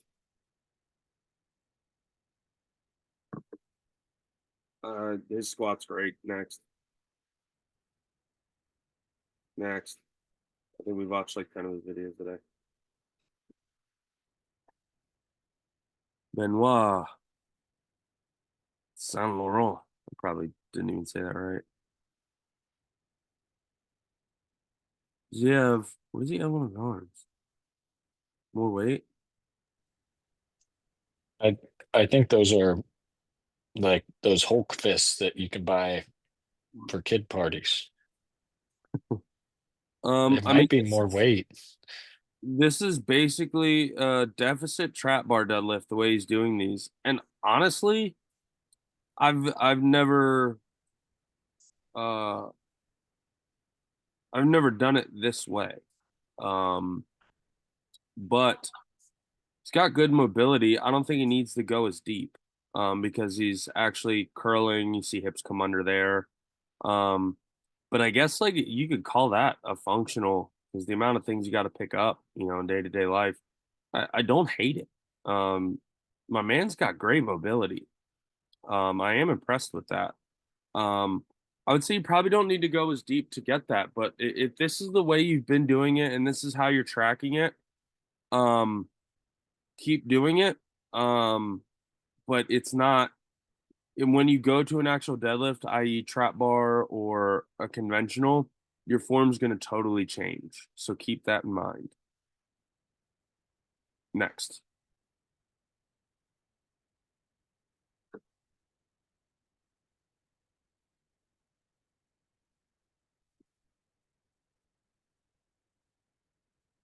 And he likes these hand things.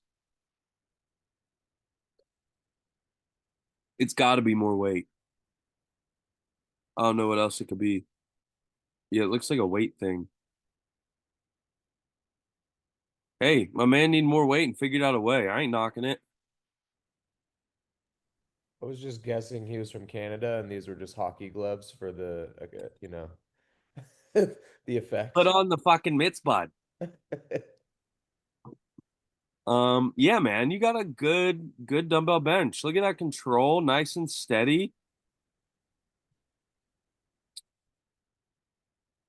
I'm okay with that. I mean, range of motion wise, if that's where he's stopping, I don't have all the context. It could be a pain thing, it could be a mobility thing. You could get deeper if it doesn't hurt. If there is a reason you're going to that depth, that's totally okay. Your bar path looks great. That was good. That was solid. Nice and controlled. Next.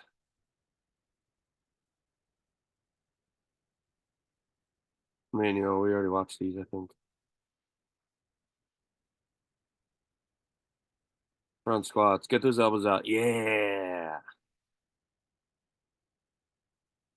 Ooh, little shaky in the hole. But he's straightened out. First rep. First rep's always the crunchiest. These are good, man. He is burying these squats. So I mentioned butt wink before. If you look at the bottom, how those hips kind of dip just a little bit, that's butt wink. I don't know why it got that name. Those are pretty good. You could even shallow it out slightly because you're like hamstring to calf. A little more control. As you fatigue out, you kind of drop, and that creates that instability. We want to keep that tension through the whole rep. So maybe shallowing it out might allow you to do that, but just a little bit. You don't gotta come up 6 inches, like literally an inch. Next.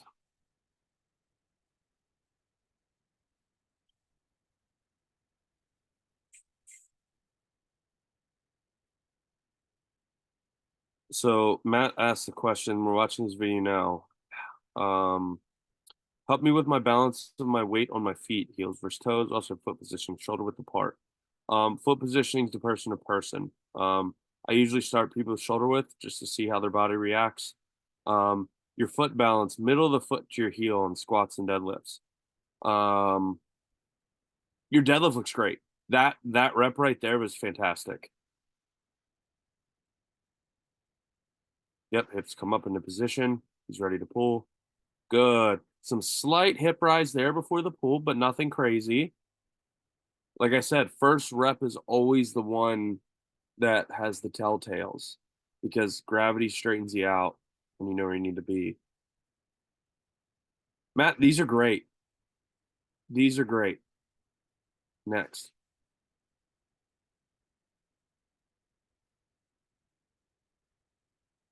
Okay. Incline. Push up. Elbows are a little high. Let's bring those. Body positioning's pretty good. You could probably lower your hips slightly to create a more overall. You kind of have a kind of bridging a little bit there. I think bringing those elbows slightly down instead of so cocked is going to give you a little bit more power. Maybe not on top of the bench. Maybe since it's up against the wall, kind of on the sides, pushing in and up might give you a little better hand position if that bench is stable and won't flip. That might be a little more comfortable. Next. This is a body weight crunch, dead bug. Yeah, I mean, these are crunches.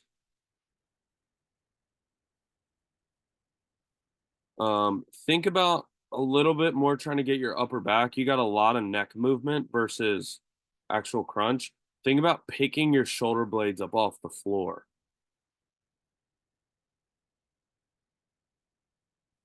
Next.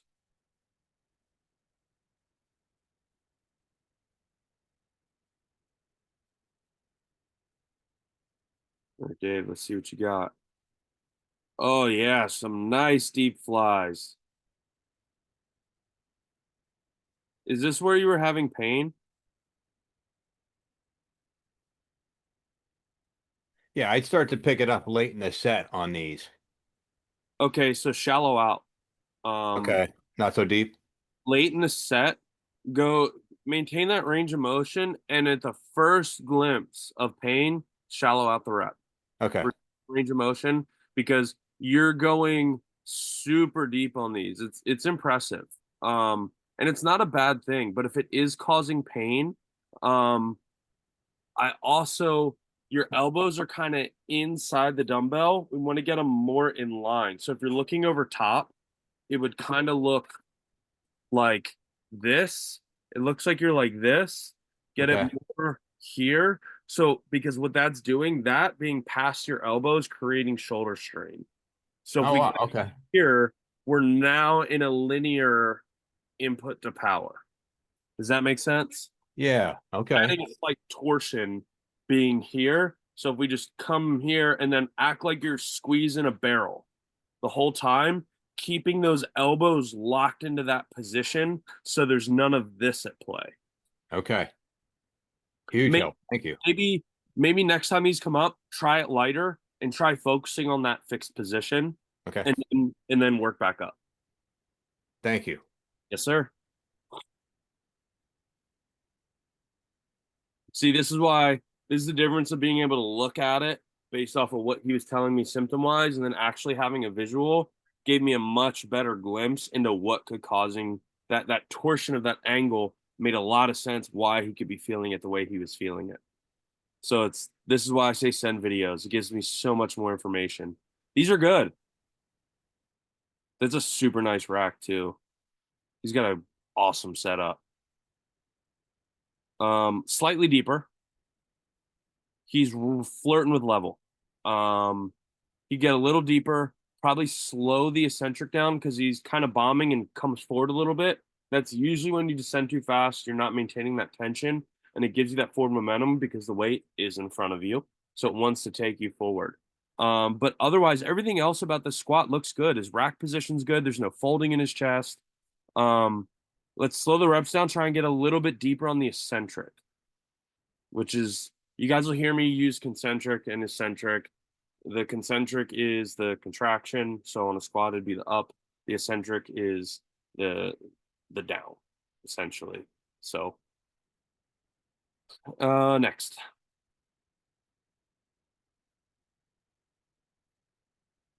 This trap bar, it's gotta be. Yeah.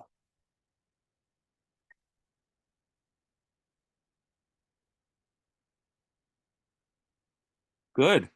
Yeah, pulled himself into tension.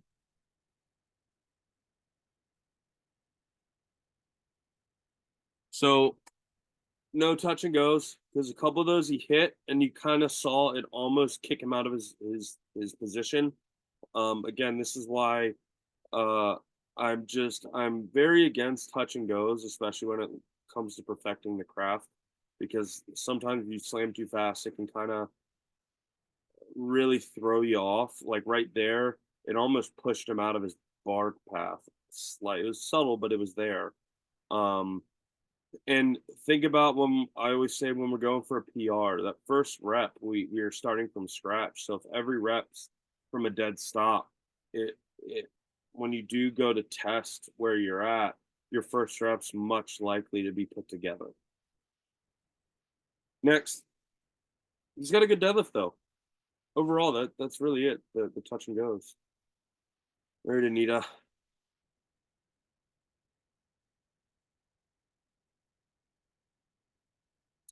Okay, so hips need to come up. You almost had it.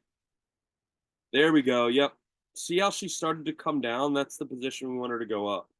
So pushing that belly button to the floor, how she comes down in the first half of that descent is where I need her back to be. Can you start that over one more time? So she almost did it and then she kicked back. Proud chest, push that belly button to the floor, bring your hips up just a little. You got the right idea. I can see it happening in your brain. But it's just, we need to get your body to figure it out. So hips up, push that belly button to the floor, proud chest, brace as hard as you can. But overall, it's not bad. It's a decent deadlift. You're on the right track. Next.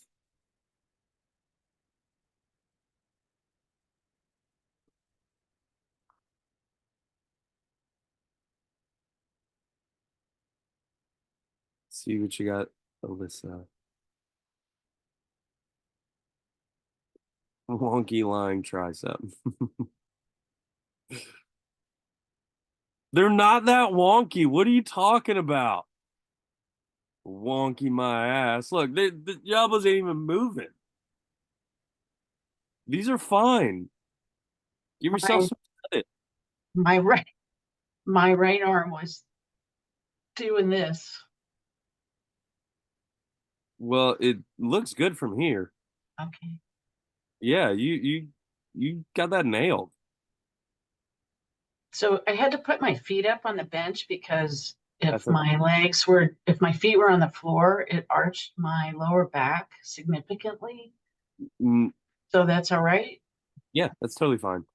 You're not bench pressing, right? This is an assistance movement. We're trying to target the triceps. Your feet on the floor versus on the bench is not going to change your triceps doing what they're supposed to be doing. So, non-issue. Okay. Good job. Thank you.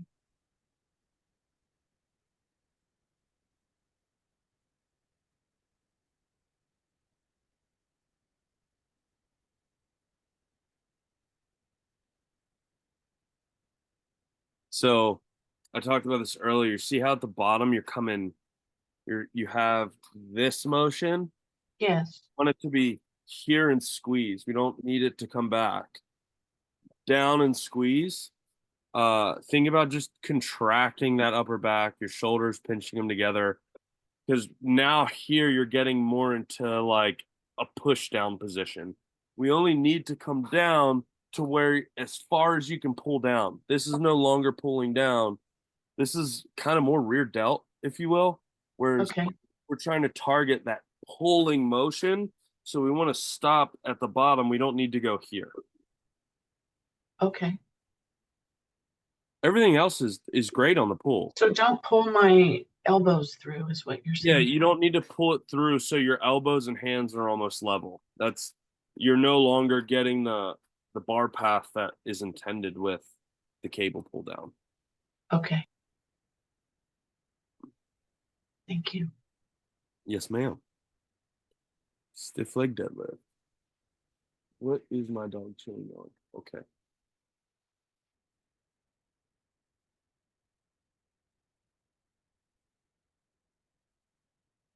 Man, the plate covers everything.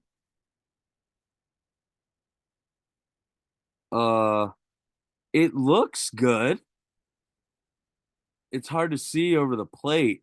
Like, what a perfect alignment. Like, we've got like a total eclipse right now of all the important parts. It looks good. Looking at where his foot input is, you see his toes get light at the bottom. That's a really good indication. His butt's coming back.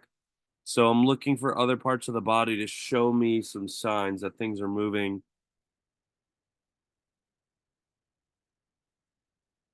It was like the third or fourth rep where you can see his toes get light because he's pushing his hips back. Yeah. There it is. See that big toe wiggle a little bit. That means his weight's midfoot and heels. So that's good. Upper back looks intact. He's not looking up at the ceiling. Overall, this looks good from what I can see. I'd like to see the camera angle come a little bit more around so I could see, you know, the hinge happening. But overall, no red flags at the moment. Next.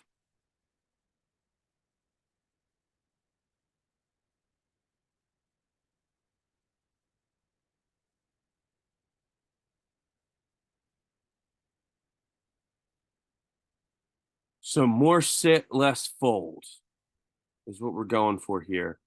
So if you notice when you start to fold, like right here, you're folding, you're actually not getting deeper. Your hip position staying the same. So I want you to continue to sit, even if the start of this, you set some sort of marker like a soft box or something below the back of your knee. So it gives you an actual physical feedback and a target to just touch, not sit on, just gently touch. So you know you're sitting down. Because a big part of that is just getting comfortable with getting down there and being confident that you're at your full range of motion. So we want to get a little bit more sit between the heels and a little less fold. Next.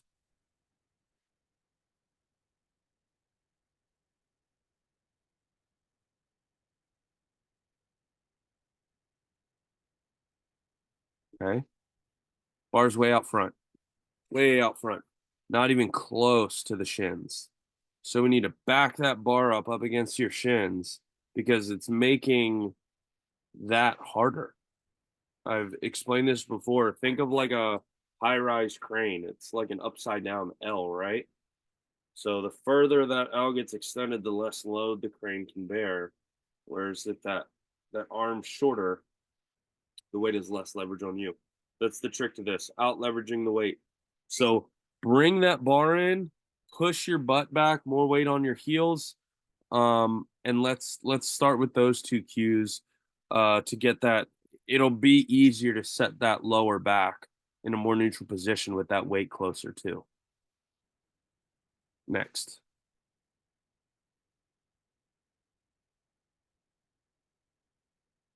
Frederick.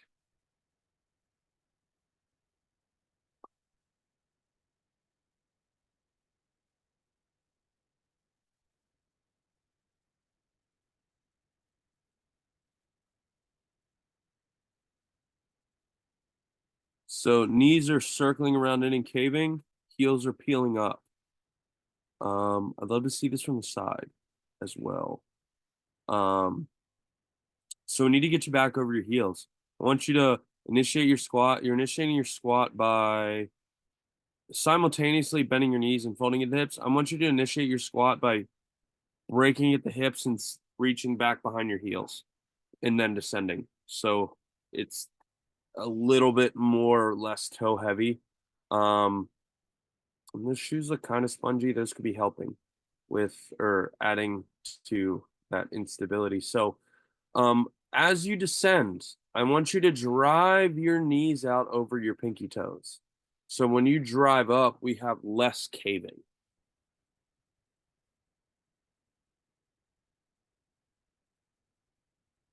Next. And that should allow you to get deeper too.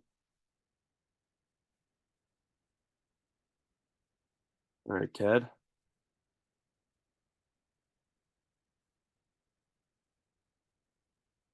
Okay, so the first rep was a little rocky, but we got better. So, brace. See how from shoulders to hips, it's an arch. So we want to neutralize that back a little bit. When our working sets, when it comes to moderate weight and things of high rep ranges, we really want to make the reps perfect. So when we do get into that max effort, and things only break down at 95% or better weight. So it makes us working in a realm of perfection at a lower weight makes us stronger when things are a little bit imperfect. So I'd like to see you acute in, snapping that bar, setting your shoulders. Your shoulders are rounded forward. So we're not putting our upper back in a position to support the weight, which is then kind of pulling your brace into this position. So I want you to snap that bar, fire your shoulders to your hips, at the same time pushing your belly button to the floor with the proud chest. Neutralize that chin, like trying to make a double chin, and brace really fucking hard with your stomach. Lots of air and squeeze. Push the ground away, don't pull, if that makes sense. Next.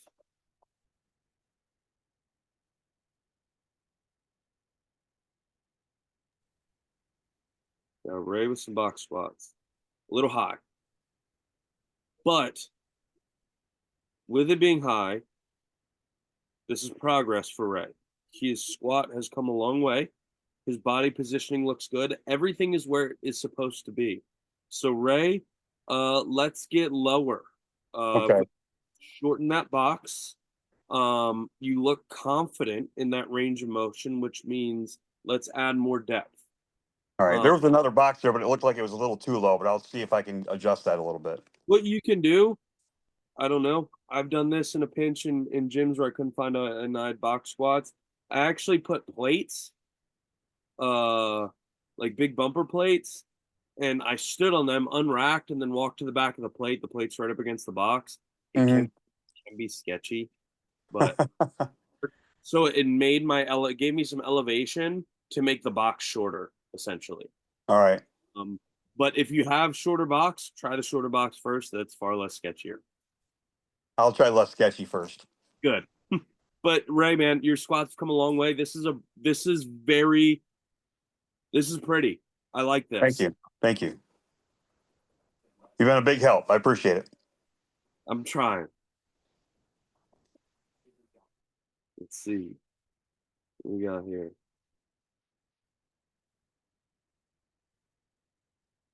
I'm worried I'm gonna be able to see anything outside of depth.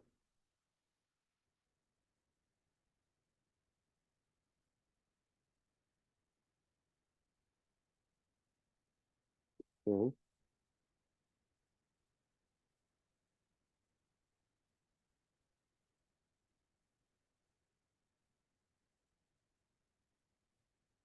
These are good.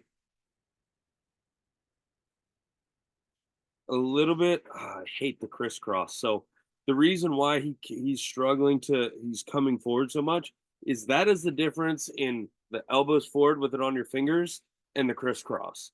because this acts way more as a wedge, and you can get your back better into position from mid back up. This, where you're forward, you're already rolled forward because you're having to reach around the bar versus drive up into the bar. So that is why I really emphasize working up towards that. Even if you got to start with straps that you hold on to, but getting in that elbows up position, this is where the difference is going to be. With that being said, otherwise his squat looks good. His depth is great. His control is good. I would just like to see him get away from that crisscross arm setup. I think it is, Chris. I think it's limiting you on what's on the table on your workout, and limiting because of you're not able to get into the best position you could probably get into. Next. Ty.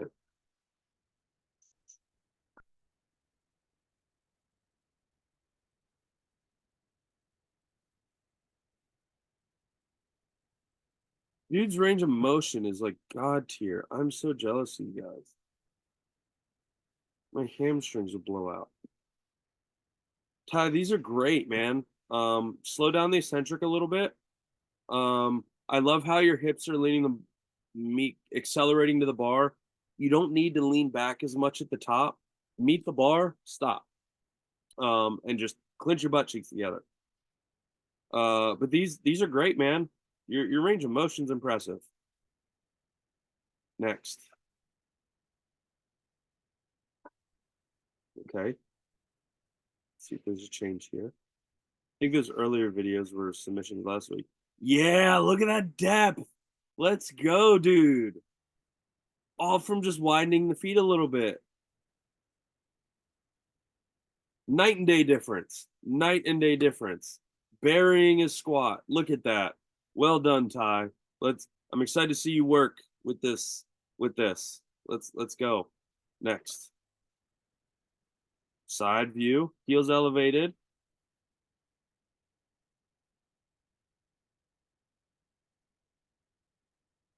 Yes. Little bit forward, but it's okay. We're figuring it out. We got a new squat position.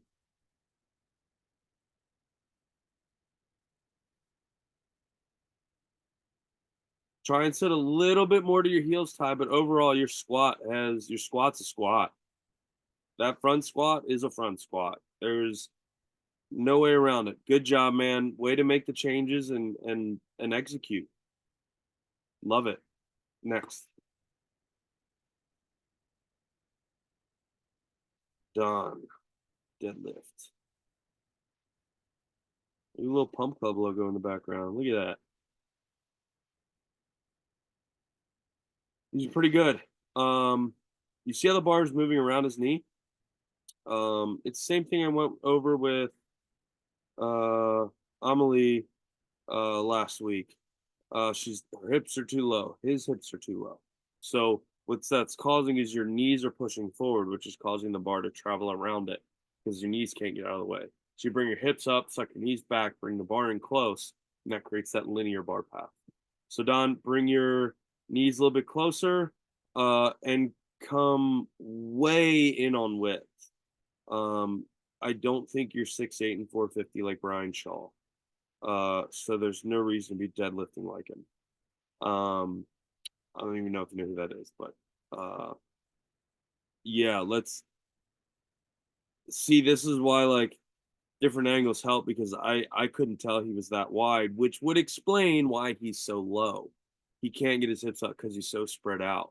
So we need to narrow your feet, narrow your hands, so it brings your chest to a higher starting position.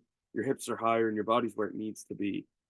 So yeah, narrow up and get those hips a little higher. Push the ground away. Otherwise, your brace look good, your back look good. Just incredibly wide. Working against you. Next.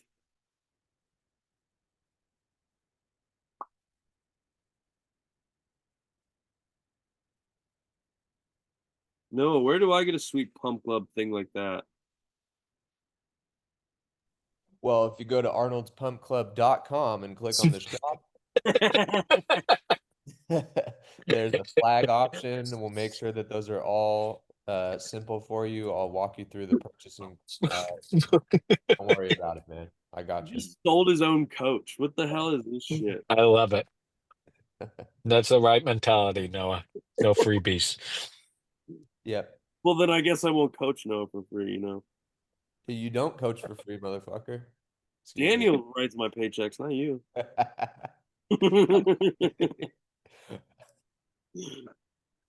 All right, sorry guys, it was just off track there.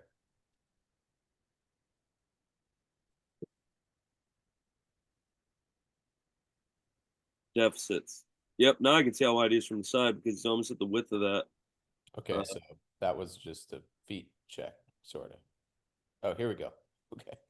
I was like, did we miss something? I think it was just an oopsie. When you record the same angle, it's hard to tell what's what in your phone. The random shit I've sent my coach.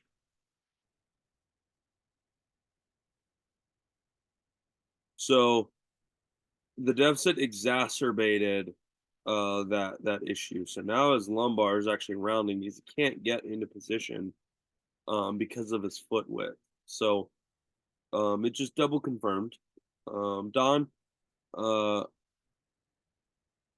let's just narrow you up, man, and see what that does.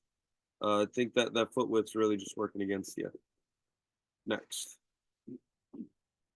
It's a cool little gym, though. Yeah, deadlift scars. I love it. There's his red 11s. It's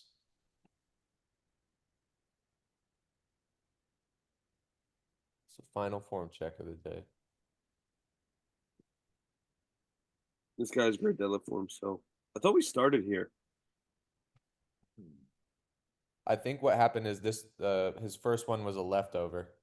And then So this is actually a beautiful conclusion to form checks. The fact that his deadlift looks exactly the same as, or I could look like an asshole because it could in fact be the same video. yeah, I was gonna say. I don't know, but if they are different videos and they look this exactly the same, this is like the goal right here. I mean, just the incredible amount of consistency. I'm thinking they might be the same video because the reps look the same, like the number. And programs usually don't. They progress in reps from week to week. So I could just be an asshole and talking out of my ass at this point, but nonetheless, his deadlift looks great. Okay. You want to stop the share, wrap up? Yeah, thanks, guys. I've seen a lot of improvement from literally everyone that is submitting. From Radio Squad, that's been, I would say, 4 or 5 week or more steady progression, better and better. Less on your assistance movements. Everything's very put together for you. It's just little things. All of you, being able, David, with your shoulder issue, that video really helped paint the picture of what could possibly be causing it. So again, a testament to what video submissions do. I, as an being a professional athlete, I rely on video submissions to give to my coach so he can see what's going on, if I'm having pain, what could potentially be causing pain. They're incredibly useful. I love doing this. I like that I get to do it every week now, more so than every other week, because it honestly, for me,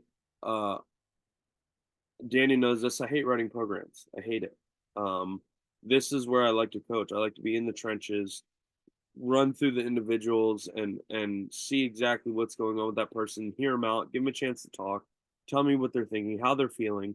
Because if I know how your body's feeling, what's hurting, it gives me insight into why you're moving the way you're moving. So I like being able to spend more time in this setting. I know it's a big ask for Noah and Daniel to cut out the time in their busy schedules to do this, but I appreciate you guys showing up every single week, submitting the videos, and allowing me to enjoy my job. Thank you for doing it. This is one of our favorite parts of the app, even if you take it so seriously that you go so long. I start out waking my kids up and walking them and finish driving to a meeting with Arnold and the director. So Pretty sure FaceTiming driving is illegal. yeah, Arnold signed that law actually when I was in the governor's office. Yeah, what But I'm happened not when looking at it. I'm not looking at it. That makes it okay. you just looked at it? You literally don't I'm at a stoplight. I'm at a stoplight. All right. Thank you everybody for being here, and thank you, Nick, for doing this. And Jen will be around on Sunday. Thank you, guys. Bye. See y'all.